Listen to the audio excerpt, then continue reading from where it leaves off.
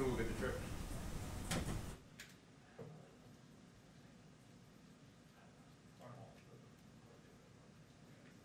Is that out? Is that they said they're doing that?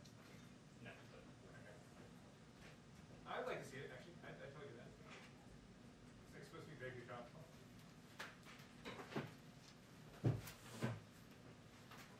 you remember when Bloomberg reporters were just happy to be on any trip? Didn't they leak people in? There's a lot of I know.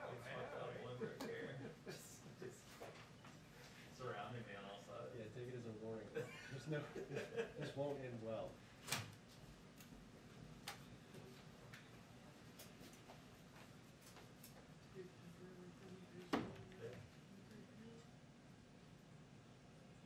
It's like the opposite of like when it's an awful topic here. It's just all white guys.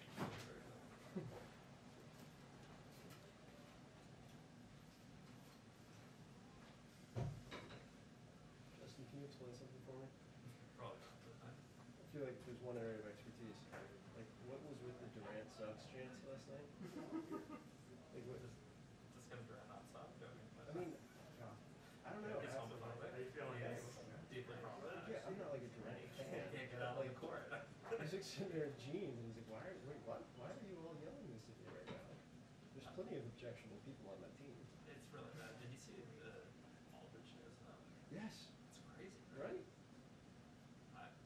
You know. I just saw the tweet, I haven't read about it. Was I there guess like he had some a physical issue? I know, like. He cleared waivers and the Nets picked him up, right? Like this wasn't. Yeah, they just pretty much Spurs dropped didn't him. get anything for it. Okay. But it's crazy.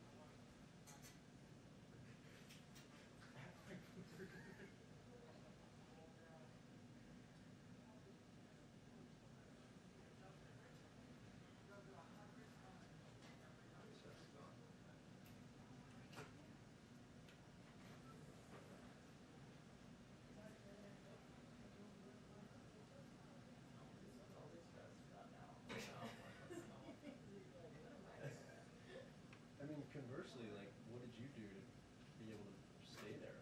As the rest of us were summarily bounced over the course of our careers. I mean, Hans, we all know why Hans was.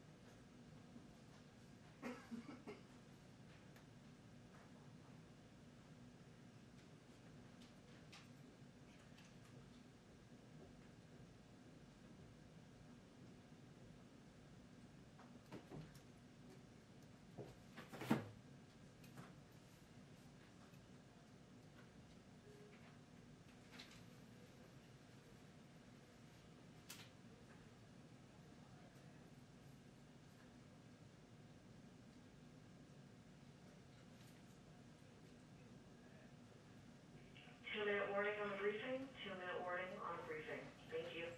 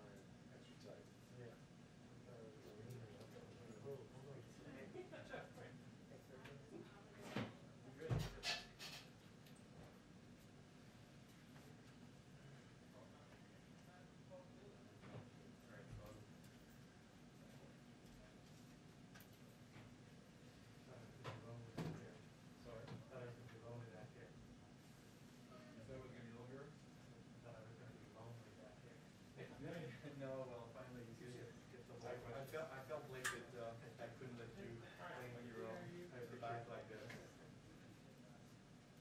And since Todd has decided not to shave anymore, we have to present something.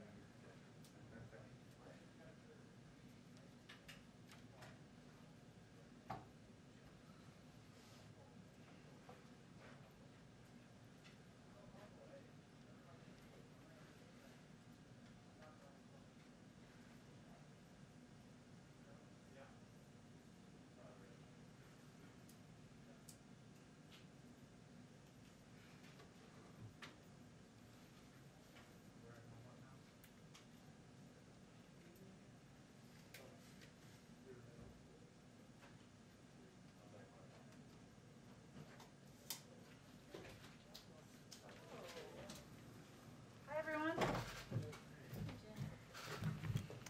All right.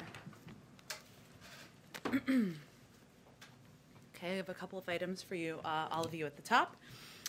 Today, we are announcing the release of $39 billion of American Rescue Plan funds to states, territories, and tribes to address the child care crisis caused by COVID-19.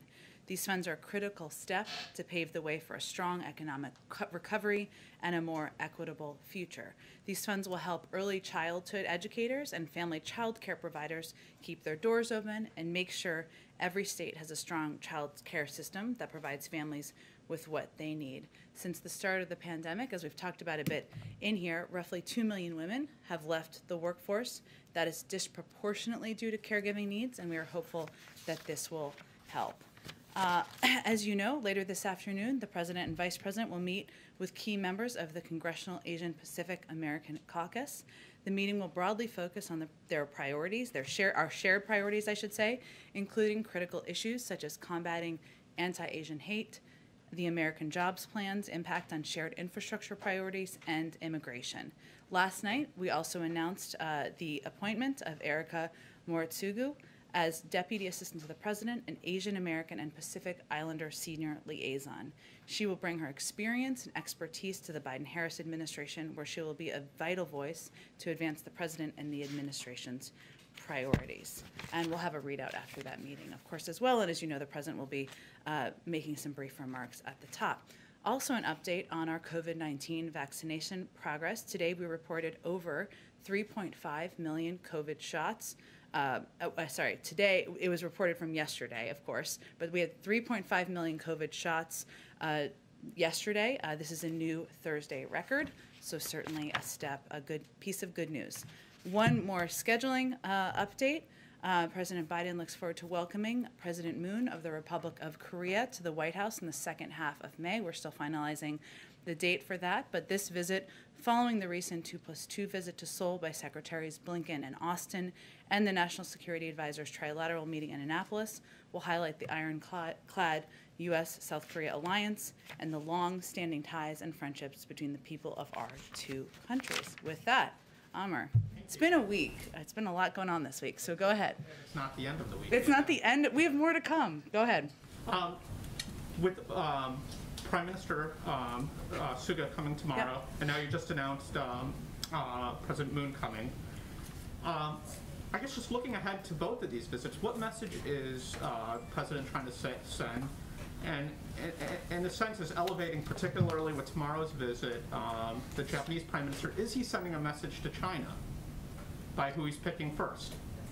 Well, I think first, the President is looking forward to welcoming the Prime Minister tomorrow, and it is significant that our first bilateral meeting in person is with Japan. It emphasizes our important relationship and all of the cooperative work we have to do together. I will say that, of course, our approach to China and our shared coordination and cooperation on that front will be part of the discussion, as will our joint commitment to the denuclearization of North Korea. Security will be a prominent issue, regional security as well. So I would say these relationships have a range of areas of cooperation. It's an opportunity to discuss those issues in person, and I would anticipate that China will be a part of the discussions. If I could ask just a question on the Russia sanctions today. In statement, the White House noted reports that Russia encouraged Taliban attacks against U.S. and coalition personnel in Afghanistan. The word report seems to leave some ambiguity. Does the White House believe Russia placed bounties on American troops? Well, I would say first that we felt the reports were enough of a cause of concern that we wanted our intelligence community to look into those reports as a part of this overall assessment. They assessed with low to moderate confidence, as you alluded to, that Russian intelligence officers sought to encourage Taliban attacks against U.S. and coalition personnel in Afghanistan.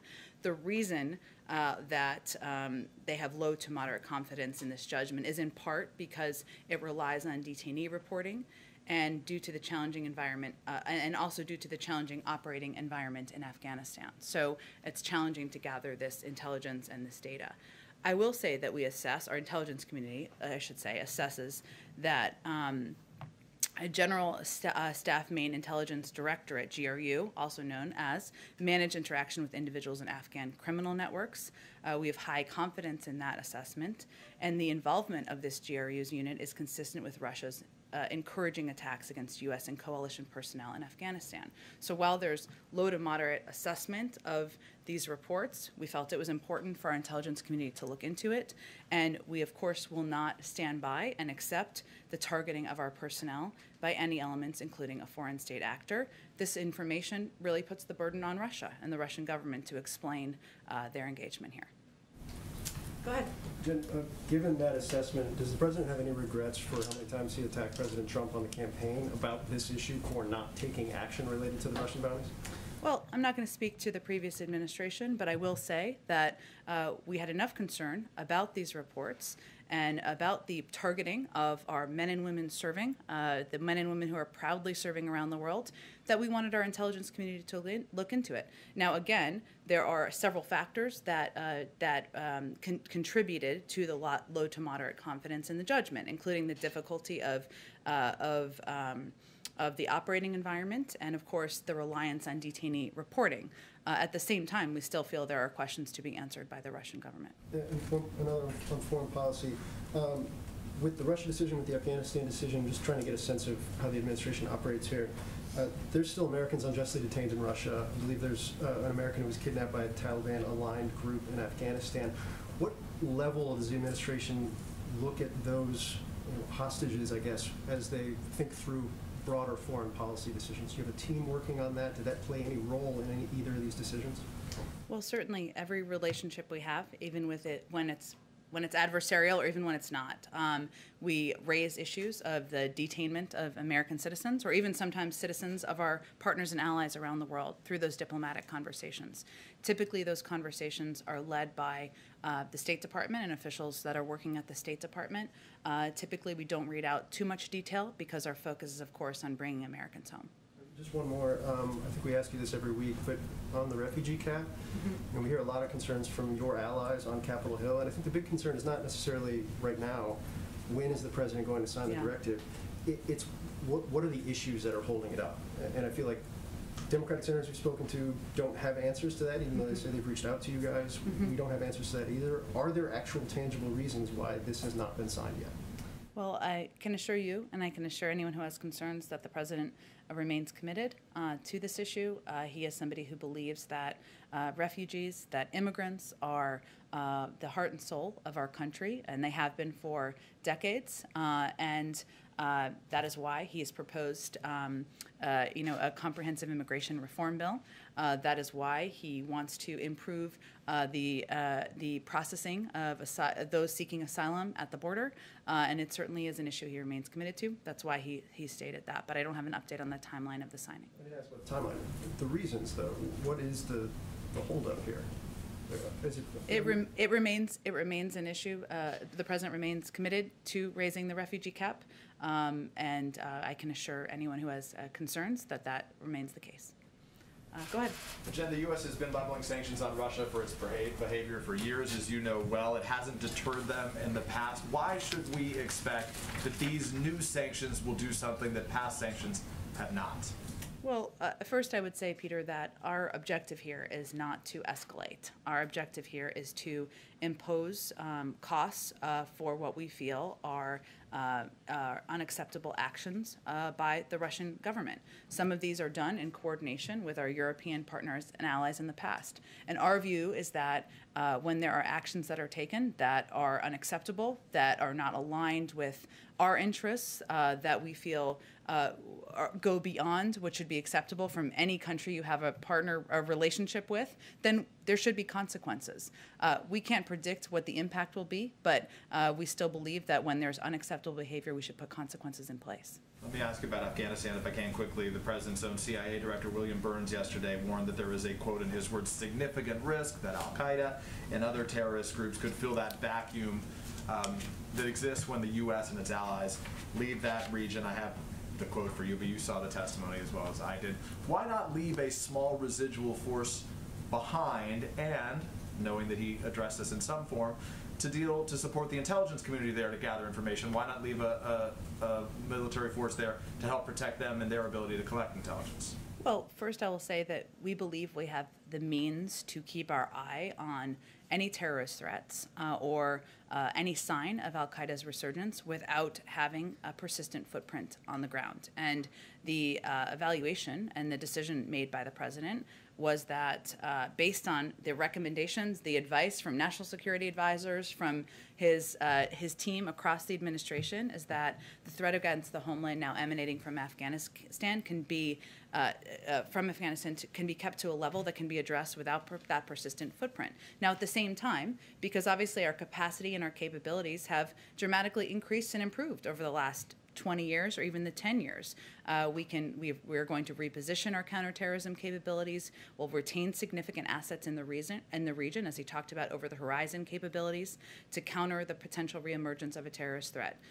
That's our focus and how we'll approach any rising threat. We're going through a bunch of different topics on the vaccine, and J&J, obviously, the task force or the response team doesn't brief on Thursdays. The single shot, as you know, was particularly attractive to those populations that are harder to reach right now. What specifically is the White House doing now to redouble its efforts to improve equity or to attain equity in the distribution of these vaccines? Well, I would say that if we take a step back, which we sometimes like to do, our focus has been on ensuring that equity and addressing any issues related to confidence was central to our strategy. So we have had a robust strategy in place long before the announcement by the FDA a couple of days ago. We've also seen so far that by the number of shots that we were able to distribute yesterday, some data and polling that's been out there, and we'll have to see as time goes on, that we have not seen to date yet an impact on confidence in the vaccines writ large. But there are a number of steps that we've taken over the course of time that we feel will continue to pay dividends and be impactful, because we are over-preparers here. One is the launching of the Community Corps, our program to get fact-based messages into the hands of local messengers. More than 6,000 organizations are participating in that effort. We also launched a $3 billion effort to providing to states and community-based organizations funding and support to strengthen vaccine confidence. And we also have public health officials who have been out on your airwaves across the board, communicating with local organizations to reassure and confirm that we have enough supply to meet the demand that is coming.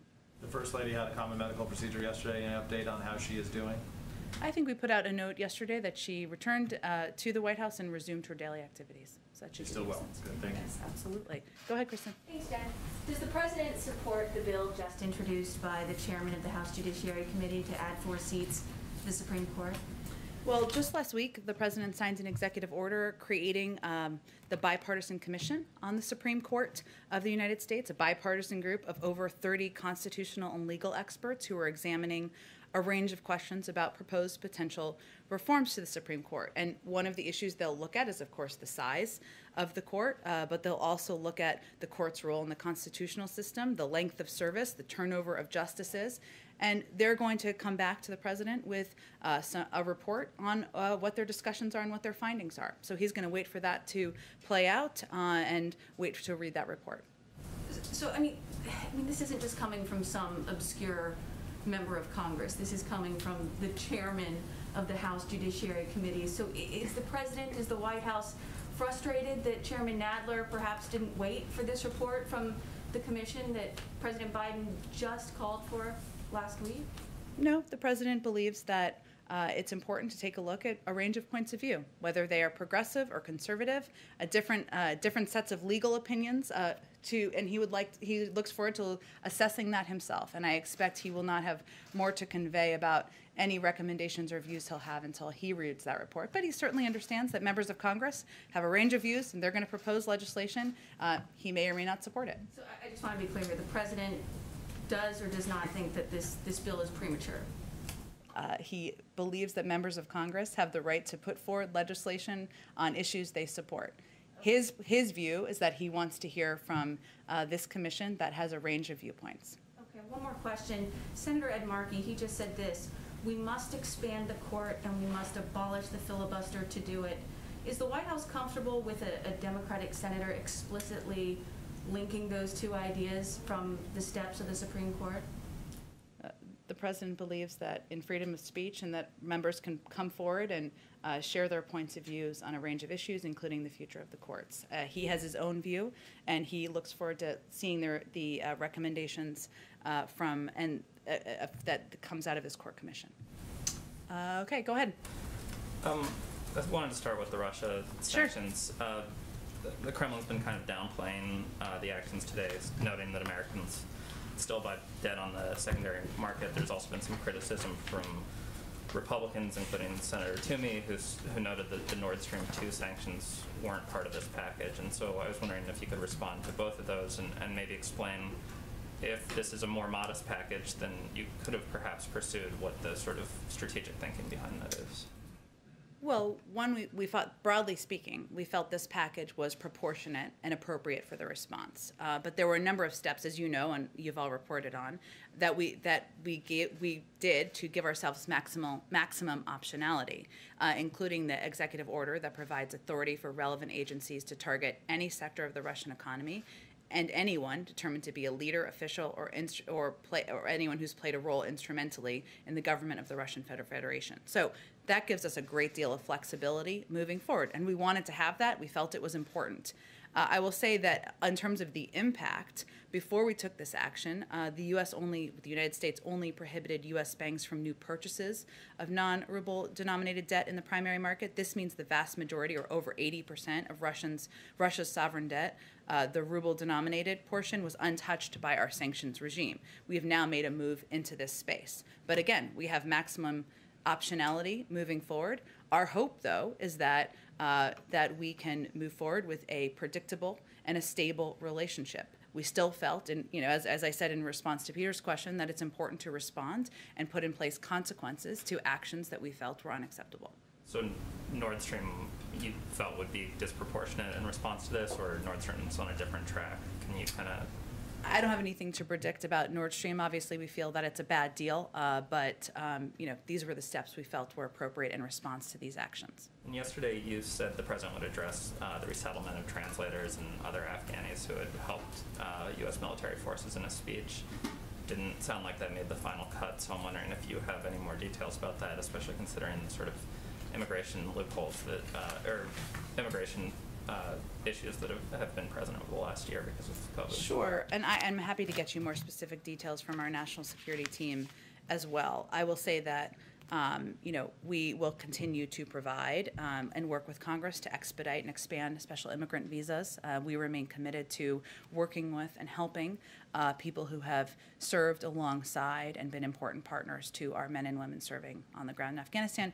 And we are, of course, intend to maintain a diplomatic presence there as well to help with that.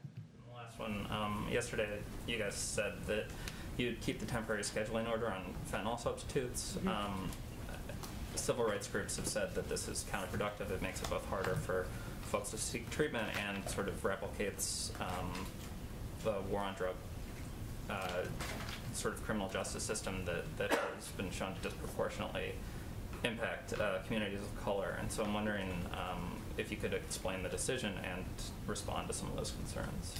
Well, this is a decision, of course, that's made in part, or the recommendations by ONDCP and the Department of Justice. And I would just reiterate that we are committed to avoiding expiration of this legislation, but we also have expressed legitimate concerns related to some components of it, including mandatory minimums. So we're having discussions about that, but we do want to avoid the expiration of this legislation and recognize the role that fentanyl plays.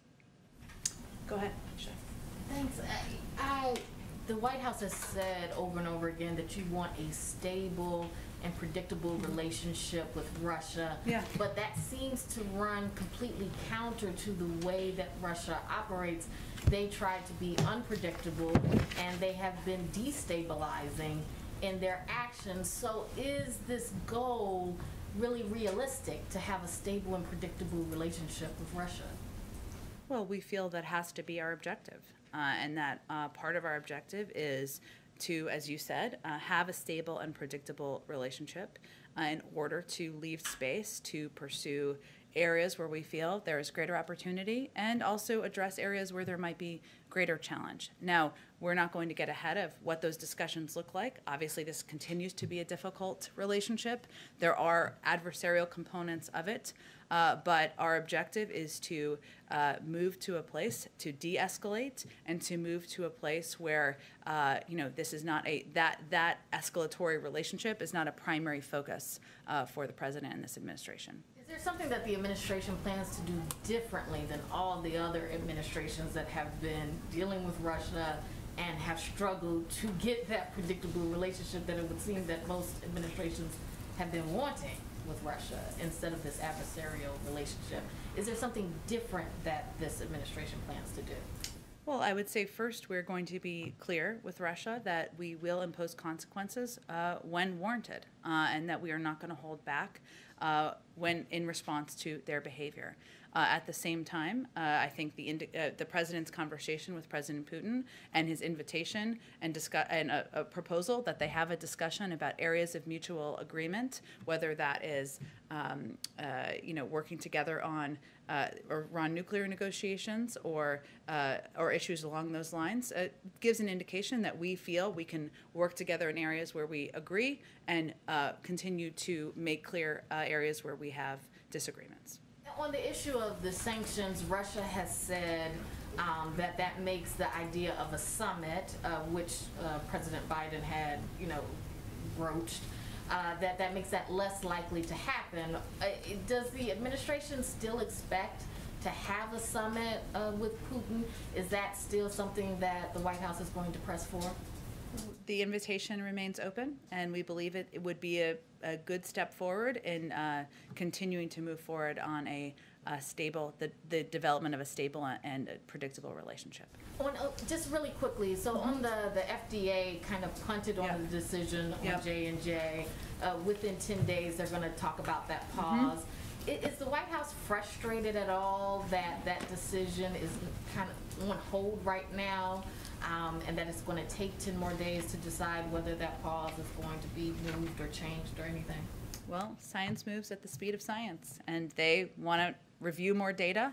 We believe they are the gold standard. The FDA is the gold standard in the world. Their thorough and transparent approach should give the American public additional confidence in the role they play and the approach the United States takes to the approval of vaccines out on the market.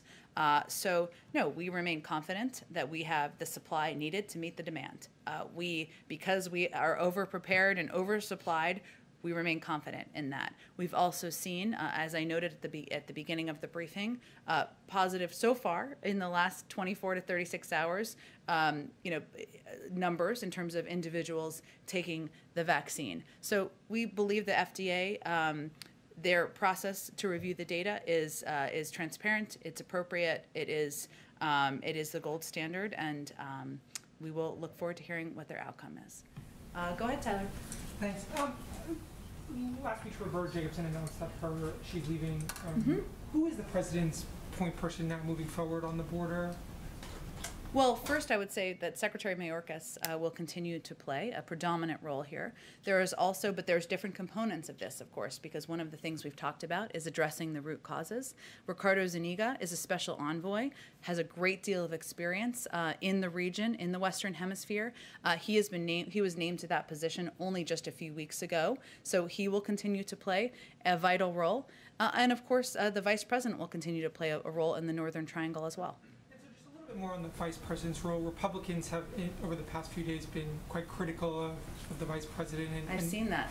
They need more to do, I think. And what her relationship is the White House suggesting that her diplomatic role is disconnected from the border? How are you guys squaring kind of how you think about that issue? I will say, all respect to you, but this confusion is very perplexing to me, I have to be honest, because the current president, who was the vice president, he ran point on the Northern Triangle when he was vice president. And that's obviously a role that is focused on diplomacy. It's focused on working with these countries, working with these leaders, and the vice president has had a number of those conversations at the leader level.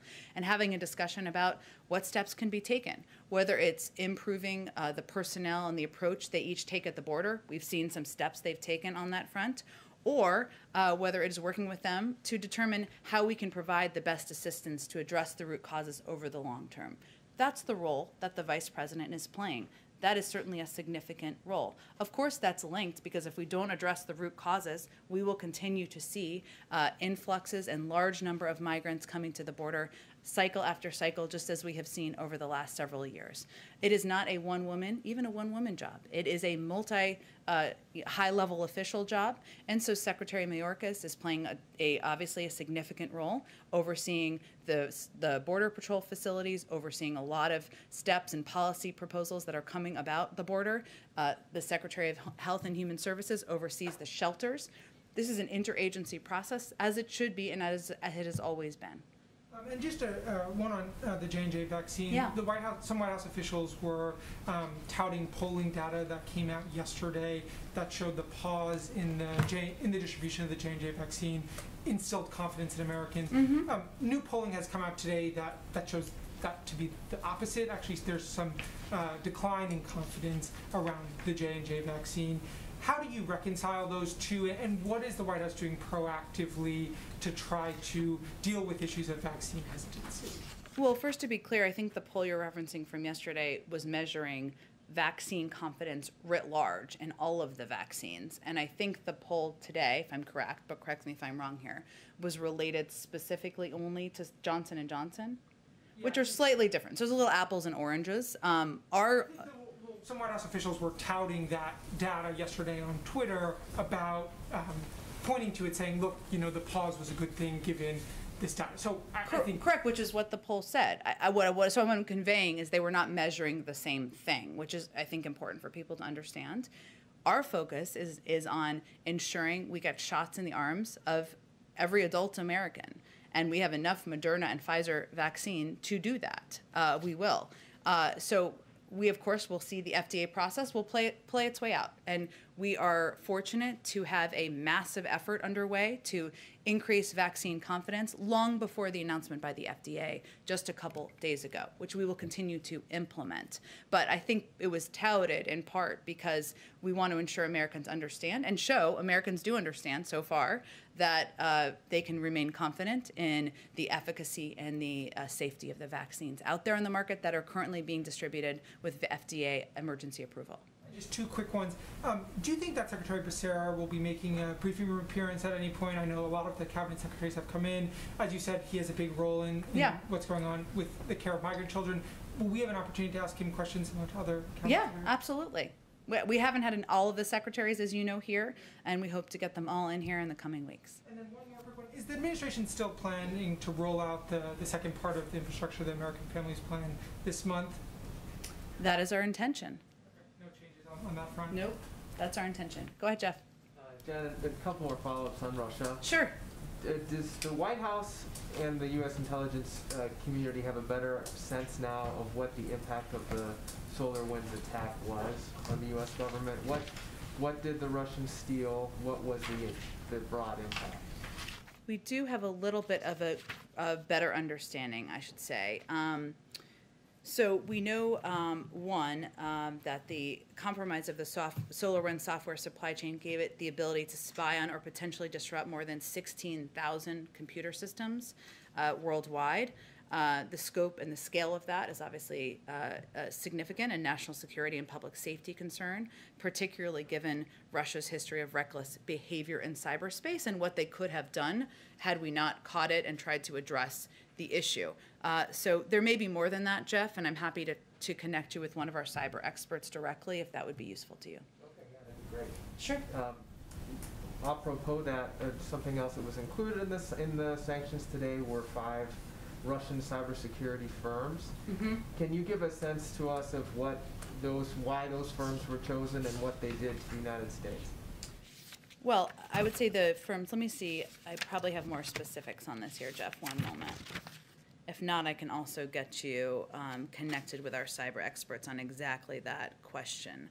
I mean, obviously the individuals who were and the companies who were designated through our announcement this morning had a direct involvement in hacking, and that was the reason for designating and taking the actions we took. But let me connect you with a cyber expert so you can get more specific detail. Okay. And just one follow-up on Justin's question about Nord Stream. Yeah. Nord Stream had been, we understand, approved to be one of the sanctions. Did Chancellor Merkel advocate for that to be left off the list? Can you give any sense of why it didn't end up being part of the sanctions today? I don't have any more detail on that. Understand the question. I would just convey that obviously if there's additional actions taken, we certainly preserve the option of putting additional actions in place, and it doesn't mean that we won't have more. But I don't have any more detail to project to you about any considerations about what sanctions were or were not finalized. And one other topic completely. Next week is the Earth Day Climate Change Summit. Yeah. Can you give us any sort of a preview on your plans to release the U.S. target for emissions cuts by 2030? When can we expect to see that? I understand the question too. It's going to be a full week next week. Let me see if we can get you some more previewing by tomorrow. We're still finalizing all of the specifics, so I just don't have anything to provide to you at this moment. All right, go ahead. Hi, Laura. Hi, thanks. To follow up on a question Phil asked earlier, immigrant and refugee advocates say they can't recall a time when a presidential declaration took this long after first announcing to increase the refugee cap. So just ask again, I mean, what is the delay here?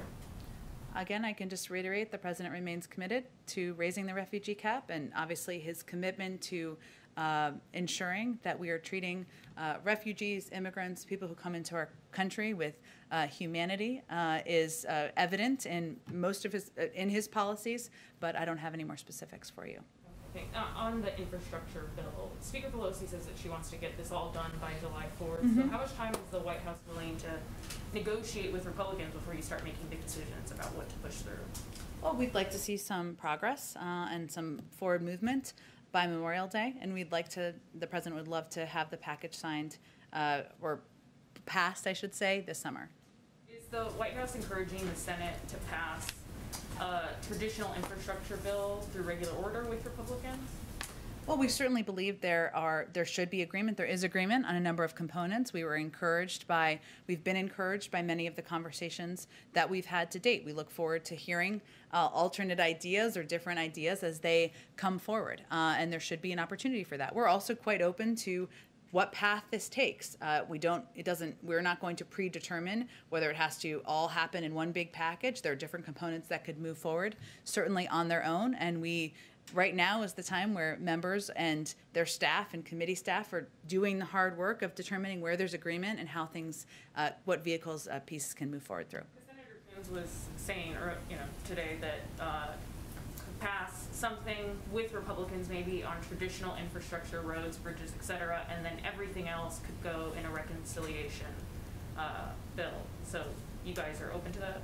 Well, that's Senator Coons' point of view, which, of course, we certainly respect. He's a friend of the president's, but there are a range of views on the Hill, as you well know, Laura, about how this should move forward and what the size of the package should be and what components should go together. We'll let that all work itself through. Go ahead, Hans. Does the president think that young women ages 18 to 26 should register for the draft? I'll have to talk to him about that, Hans. It's an interesting question. Well, I mean, today the Justice Department walked back and said that they weren't going to join a suit that challenged the constitutionality of that. So I'm just wondering what the president's position is. Does he think that everyone should register for the draft? I'm happy to talk to him about it, and I'll take a look at the Department of Justice case as well. Go ahead. Thank you. The Border Patrol agents have been shifted in recent weeks from the northern border, the Canadian border, to the Mexican border. Yep. And we've seen complaints about shortages at the northern border. How many agents are going to be diverted ultimately, and can they maintain security along that rather long northern border? Well, I'm sure that is assessed as they are making changes or shifting resources. I would certainly point you to the Department of Homeland Security for specifics about the movement of Border Patrol agents.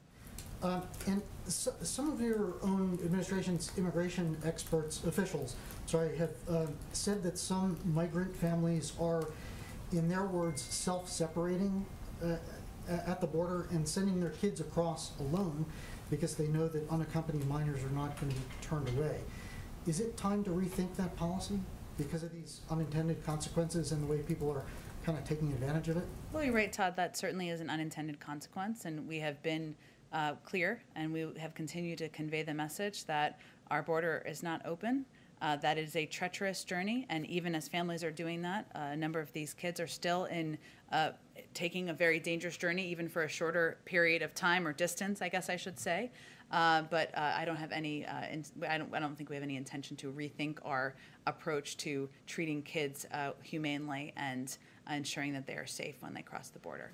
Can I ask a follow-up on the court packing bill? Sure. So the president is not ruling out the possibility of expanding the court, and he has started this process that could lead to those to recommendations to expand the number of seats on the Supreme Court, right? So I think that's getting a little bit ahead of the process. This is a commission that has officials who are many very progressive, many very conservative, have a range of viewpoints. They're going to look at a number of issues. The size of the court is one of the issues, but there are a number of other issues they'll look at. I'm sure the president will look forward to reviewing that report when it comes to his desk, and then I'm sure it will impact his thinking moving forward. But we don't know what that report will look like, and he obviously can then still make the decision about what he supports. But he hasn't taken the idea off the table, so isn't it a fair inference that he is open to the idea of expanding the size of the court? Well, he's spoken to the issue in the past. During the campaign, his position has not changed. However, he believes that it was important to look at a range of issues related to the court, given at times the politicization of the court, and that is what he has asked this commission to do. Go ahead. Thank you, Jen. 3 quick questions. Sure. First one, I want to go back on Russia and the sanctions. Okay. Now that we know the details, can we just go back? Can you bring us back to the conversation the president had with President Putin? What was his reaction? How cold or warm was it as a conversation? President Putin's reaction? I would point you to the Russians to characterize that. People at the administration were on the call listening to his reaction. Yeah. How the 2 men talked to each other through translators, I Yeah. guess. Was it warm a little bit? Was it cold? I'm not going to characterize the tone. I will say that on that call, the president made clear that there would be consequences, that consequences would be coming.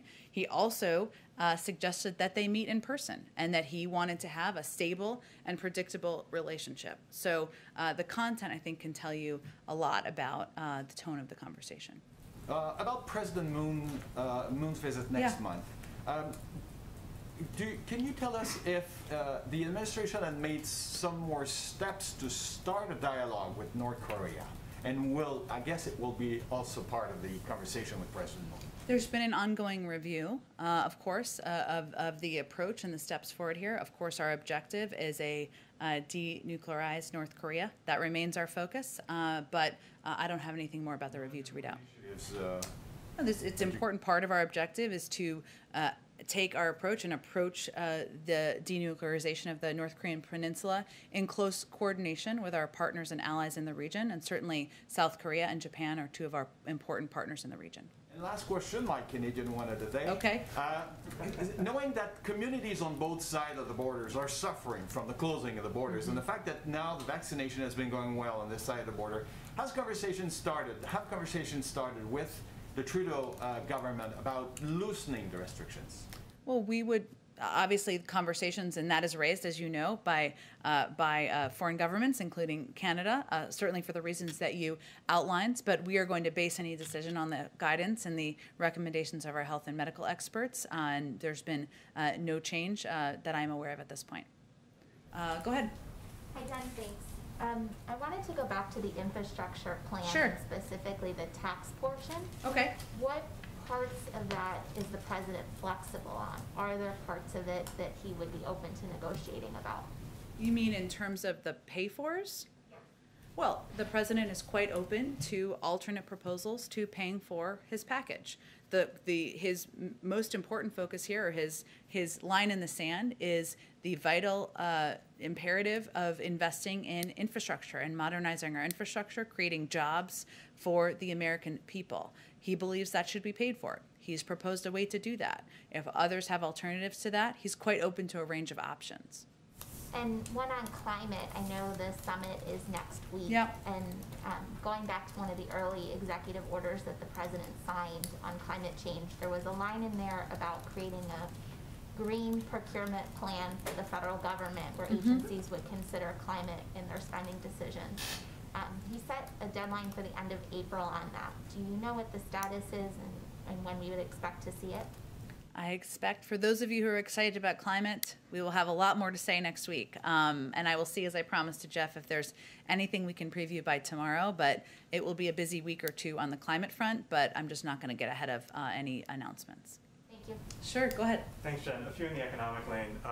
We are being told that congressional Republicans are looking toward a counter offer on infrastructure with the top line number being in the area of $650 billion. And I'm wondering what the White House's response to that would be.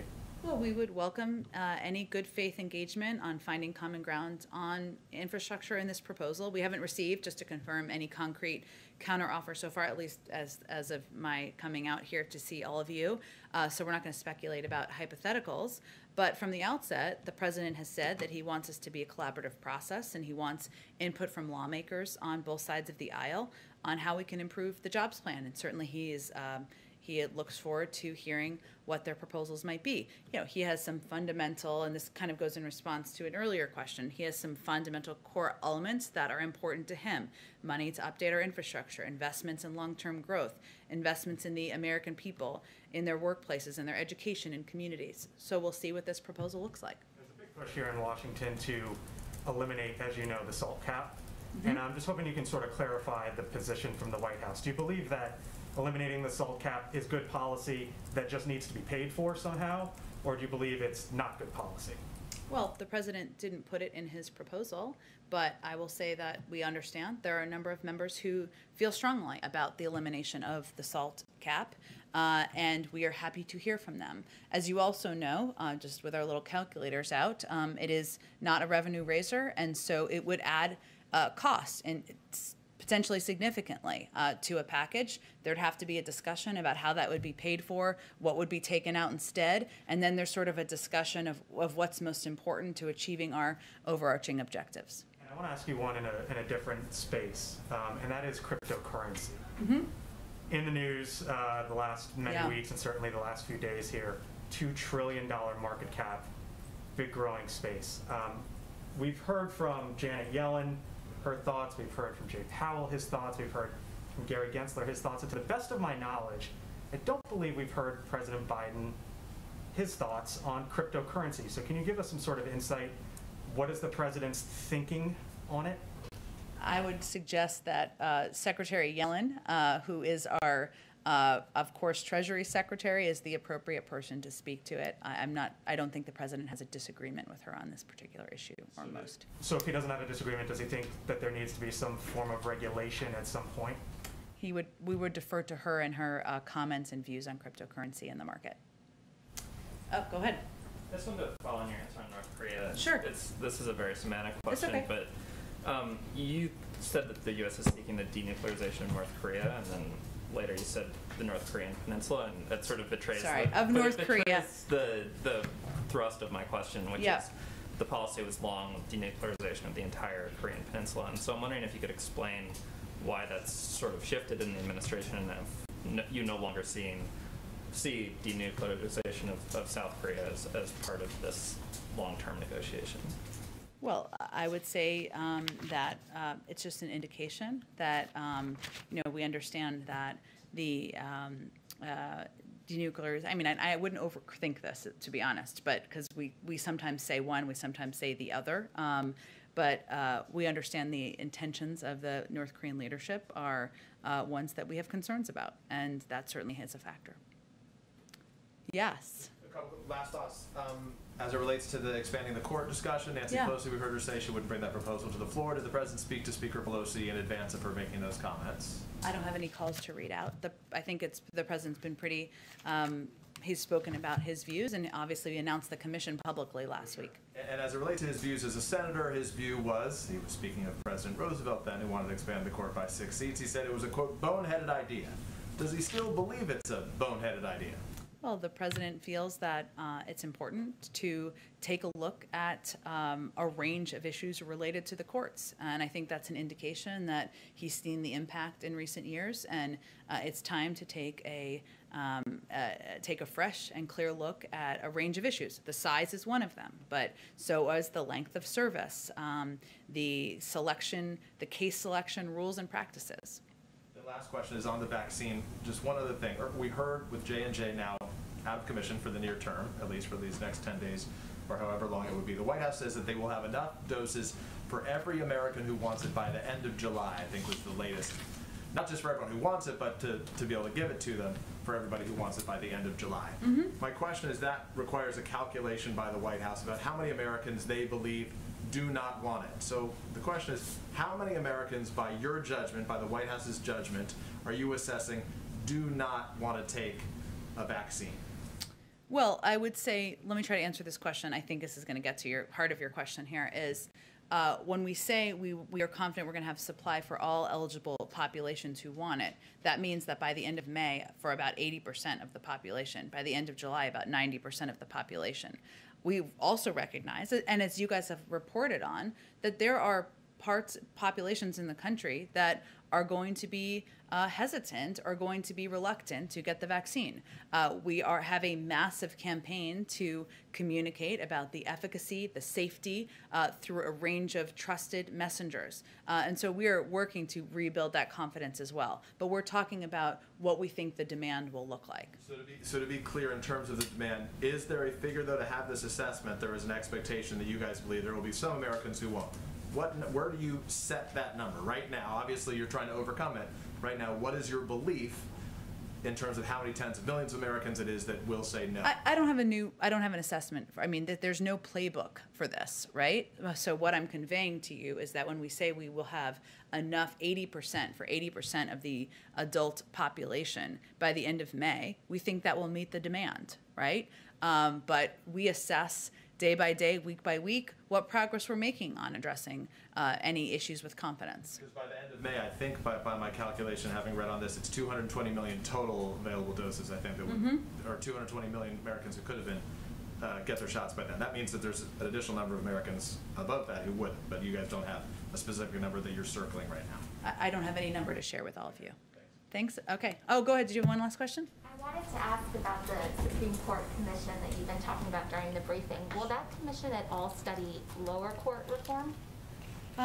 It is looking at 5 issues. It's primarily focused on the Supreme Court. It's a presidential commission on the Supreme Court of the United States, so it'll primarily be looking at the court's role in the constitutional system, the length of service, the turnover of justices on the court, the membership and size of the court's case selection rules and practices, but the Supreme Court will be the focus. So no lower court at this point? That's what the focus of that commission is. Okay, thanks everyone. Share participants for the 2 o'clock when you get a chance. Oh, sure.